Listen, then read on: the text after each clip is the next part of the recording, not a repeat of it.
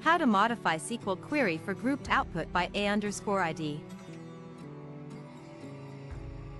Grouping data in SQL is a common task when you want to aggregate results and derive insights based on specific criteria. When using MySQL, one might often wonder how to modify a SQL query to achieve the desired grouping outcome, particularly by a specific column like A_ID. Below, we'll break down how you can utilize the group by clause to achieve this. Understanding the group by clause. The group by clause is one of the most powerful components of a SQL query. It allows you to organize your data into distinct groups based on the values from one or more columns. This is especially useful in operations where aggregate functions like sum, count, average, min, or max are involved. Scenario: grouping by A_ID.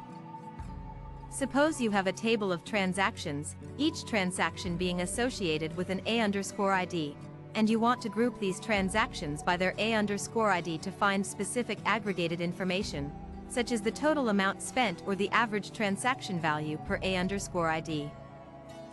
Modifying your SQL query. Here's a basic structure of how you can modify your SQL query to include the group by clause.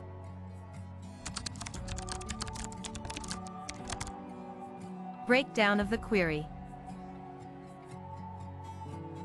Select clause. This part of the query specifies the columns that you want to retrieve and any aggregate functions applied on them. In our example, we select A_ID and the sum of the amount column, which we alias as total_amount. From clause, this specifies the table from which you want to retrieve the data.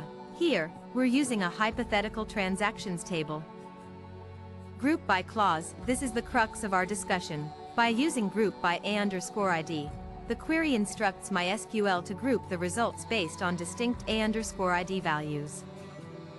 Aggregate function. Within the select clause, the use of the sum, amount, function indicates that we are interested in the total amount for each A_ID group. Key points to remember.